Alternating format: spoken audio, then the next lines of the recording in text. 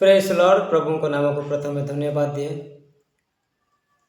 आउ आशा करुच्ची आपण मैंने भलरे थे आउ वीडियो देखुवा समस्त भाई भौणी माँ बापा समस्त को पुणी थे मो चैनल को स्वागत करुच्ची आउ पुणी थे गोटे बाहरी महाज्ञानी महाज्ञानी गोटे बाहरी थिला टकी टक तपी मिश्र बाहरी थिला तार मुख बंद हो गला पुणी थे बाहरी आउ गोटे महाज्ञानी ता विषय आम देखा देखु तार नाम ठिकଣା किछि नाही मु जानी नहीं किंतु तार चैनल मु कही देउछि प्रदेश फ्रॉम मैक्स तार चैनलटा गोटे गला परे गोटे गला परे गोटे ए भंड माने बाहर प्रियर प्रभुंकर भाई किंबा भौणी आम जाति विरोध रे आम देश विरोध रे ए माने सबू माने युद्ध करिबा पई लोक मानकु अपमान निंदा ताड़ना करिबा पई काहे कि ए माने गोटे गोटे लोक बाहर की वीडियो रे अपलोड करूछंती यूट्यूब रे अपलोड करूछंती से कौन कहउछंती देखंतु से व्यक्तिर ना कौन मु जानि नै किंतु चैनल ना कहि देछि आउ से लोकटा हैला देखंतु एई लोकटा सेथि पई तांको मुखरु एते मिथ्या माने मिछ केमती बाहरुछि तांको पाटिरु मिछ कोई लोक मानकु भंडाइबा पई ए प्रकार से कहउछंती ख्रिस्टियान धर्मांतरीकरण माने किपरि निरीह गरीब आदिवासी मानकु मिछ प्रतिश्रुति देई लोभ प्रलोभन देई धर्मांतरीकरण करिथांती किए मिछ कहला मिछ निजे मिछ कहउछ आ काहाकू कहउछ काहाकू कहउछ मिछ ख्रिस्टियान माने मिछ कौ जगार लेखा ही नहीं ख्रिस्टियान माने मिथ्या मिछ बोलिकी किंतु कौन लेखा है मिथ्या कथा कह नाई बोले मिछ कथा कह नाई बेविचार करो नाई नर हत्या करो नाई ए सब लेखा है किंतु कौ जगार कौ बाइबल रे आपण बाइबल पढ़ी कि बाइबल पढ़ी कि कौटी मिछ कथा कहीकिना किए भंडेले आपण माने ही भंडेबा लोक मिछ जाल रे पकाइबा लोक आपण माने देश देश को तमे अलगा करिया पई आपण माने हे गोटे गोटे बाहरिच महाज्ञानी माने बाहरिच काहे कि भाई ए प्रकार करूछ कौन पाई करूछ जोड़े तपी मिश्र भाई बाहरी थिला से भी महाज्ञानी बोली कि देखा होतिला और से कौन हैला से एबे कौन मीडिया रे बाहरिची सेति पई लोक मान को अपमान करिबा जगु ख्रिस्टियन मान को अपमान करिबा जगु देशवासी मान को अपमान करिबा जगु तपी मिश्र भाई कौन होइथिले पुलिस गिरफ कर नहीं थिले एटा आपण माने जानि छंती आ तमे जानिछ भाई प्रदेश फ्रॉम मैक्स यूट्यूब वाला को एटा मु कहूची जानिछ आउ जानी जानी जदि अजणा तारे पढ़ुछ ताहले तमे मध्य से प्रकार हेबा पे चाहूछ कि वीडियो करिया पाई तुमको माने किछि मिलिलानी अन्य टॉपिक कौन मिली नहीं कि खाली ख्रिस्टियन मानकू अपमान करिबा निंदा करिबा भंडाइबा କେଉଁଠି ମିଛ କହିଲେ? କେଉଁଠି ମିଛ କହିଛନ୍ତି? ଗଡ଼ରାଜପୁର ବ୍ଲକ ଅନ୍ତର୍ଗତ ପିଟିଚୁଆ ଗାଁରେ 10ଟି ପରିବାରର 3ଟି ପିଲା ଥିଲେ। ଆଉ ସେହି 3ଟି ପିଲା ଅସୁସ୍ଥ ଥିଲେ।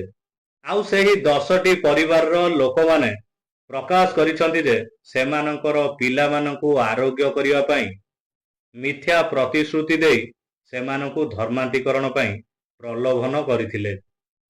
ପ୍ରଭୁ କେ ଶୁଣିଲ? ୟାଙ୍କ କଥା ଶୁଣିଲ? ମାନେ ମିଛ ମିଛ କହି, ପ୍ରଲୋଭନ ଦେଖାଇ, ମିଛ କହି ଭଣ୍ଡାଇକି, ମାନେ ଲୋଭ ଦେଖାଇ ମାନେ ଖ୍ରୀଷ୍ଟିଆନ ଧର୍ମ କରୁଛନ୍ତି ବୋଲିକିନା କହୁଛନ୍ତି। କିନ୍ତୁ ନାହିଁ, ଏ ପ୍ରକାର କେବେ ମଧ୍ୟ କରିବେ ନାହିଁ। କରିବେ ନାହିଁ ପ୍ରିୟ ଭାଇ ଭଉଣୀ ମାନେ, କରିବେ ନାହିଁ। ସେମାନେ ମିଛ କହିବେ ନାହିଁ, ସବୁ ସତ କହିବେ। ଆଉ ମାନେ ନଥିବା ଲୋକ, ଗରିବ ଲୋକମାନଙ୍କୁ ସାହାଯ୍ୟ କରିବେ। ଆଉ ଖାଇବାକୁ ନଥିଲେ ମଧ୍ୟ କିଛି ଯାହା ବି ନାହିଁ ତାଙ୍କର ଦେବେ, ଦୟା କରିବେ। ଆଉ ଅନେକ ଲୋକମାନଙ୍କର କ'ଣ ଦୟା ଅଛି?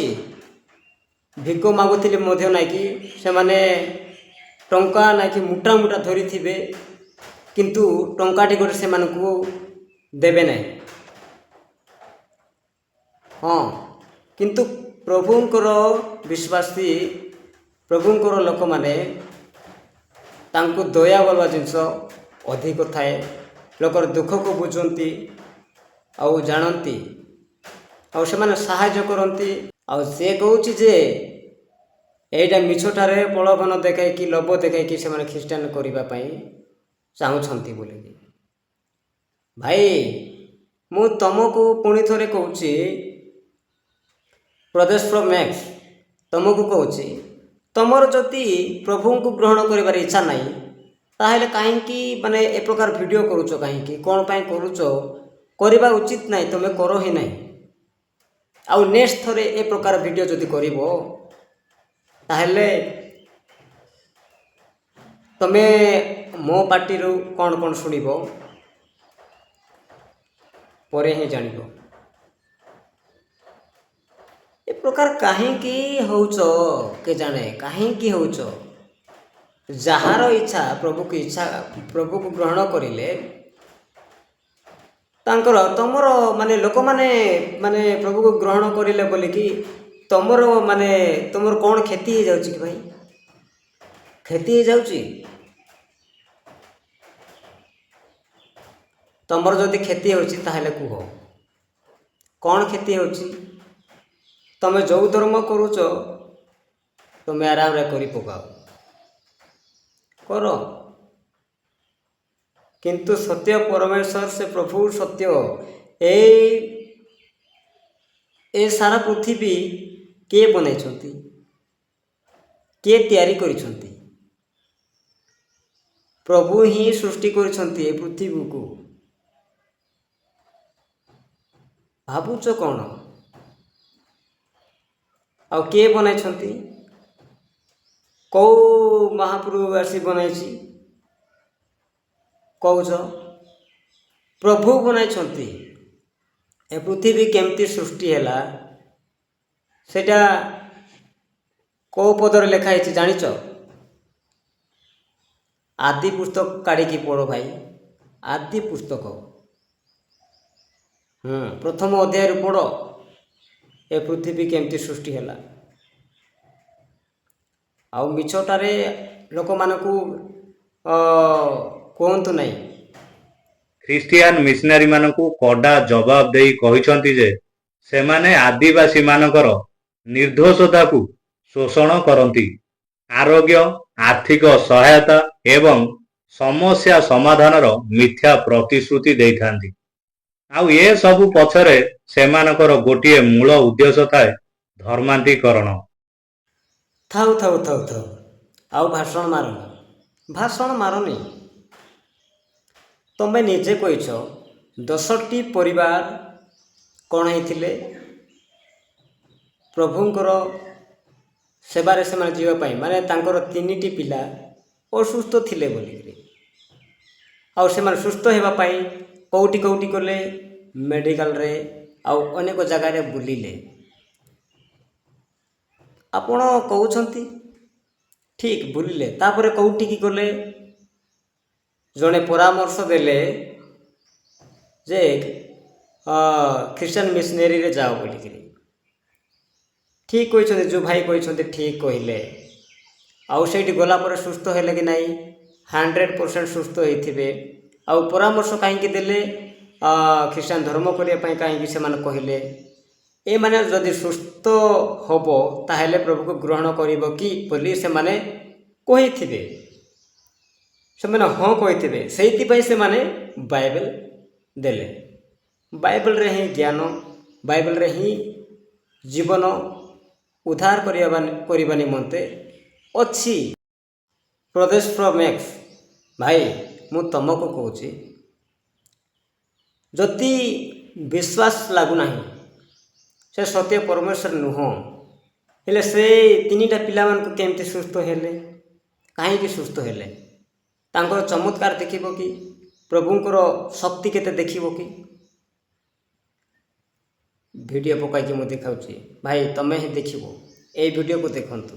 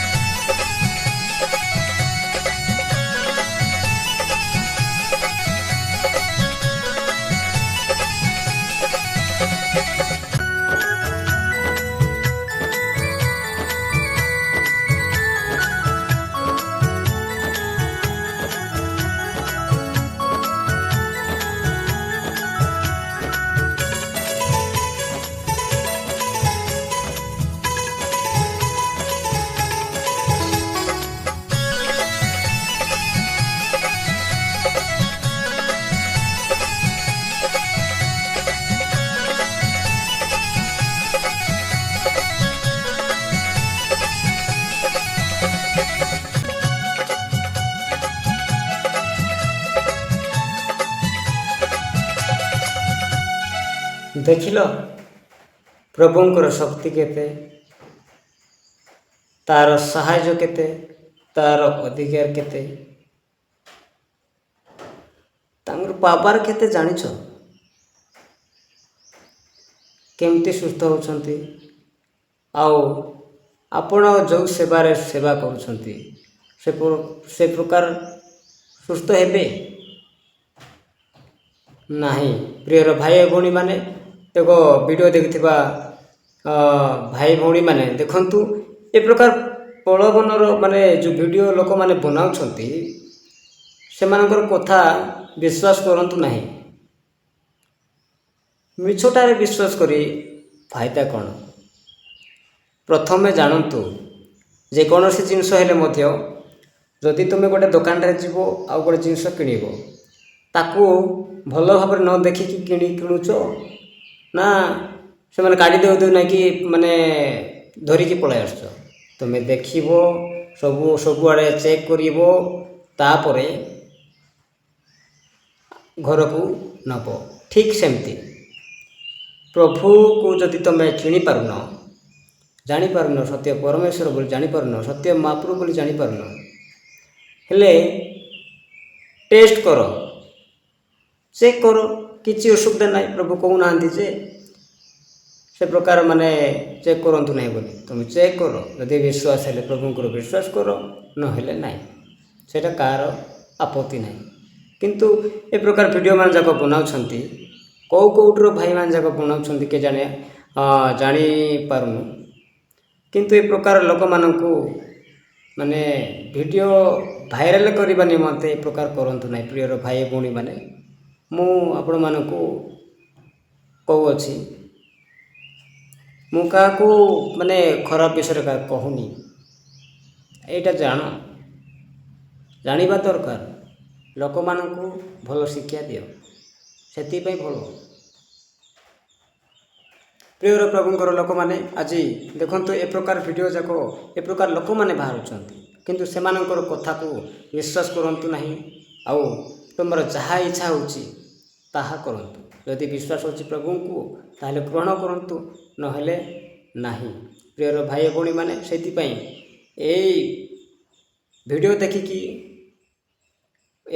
ମୁଁ ଭିଡ଼ିଓ କରିବାଟା ବାଧ୍ୟତା ହେଲି। କାହିଁକି ନା ଏ ପ୍ରକାର ମିଛ କହିବାର ଆଦେଶ ଏମାନଙ୍କର। ଏମାନେ ଭଣ୍ଡମାନେ ଏମାନେ। ସେଥିପାଇଁ ଏମାନଙ୍କର କଥାକୁ ବିଶ୍ୱାସ କର ନାହିଁ, ନାଇଁ ତ ସବୁ ବିଷୟକୁ ଲୁଟି ଖାଇବେ।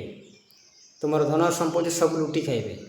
ଆଉ ଭିକାରୀ କରି ସେମାନେ ବଡ଼ ହେଇକି ତୁମମାନଙ୍କୁ ଭିକାରୀ କରି ଦାଣ୍ଡରେ ପକାଇବେ। ସେଥିପାଇଁ ପ୍ରିୟର ଭାଇ ଭଉଣୀମାନେ, ଏ ଭିଡ଼ିଓ ଯଦି ଆପଣମାନଙ୍କୁ ଭଲ ଲାଗିଥିବ ଗୋଟେ ଲାଇକ୍ କରନ୍ତୁ, ସେୟାର କରନ୍ତୁ ଆଉ କମେଣ୍ଟ କରନ୍ତୁ। ଆଉ ନୂଆ ଯଦି ଆସିଥିବ ତାହେଲେ ଆମ ଚ୍ୟାନେଲକୁ ସବସ୍କ୍ରାଇବ୍ କରନ୍ତୁ। ପ୍ରେଜ୍ ଦି ଲର୍ଡ। ଧନ୍ୟବାଦ।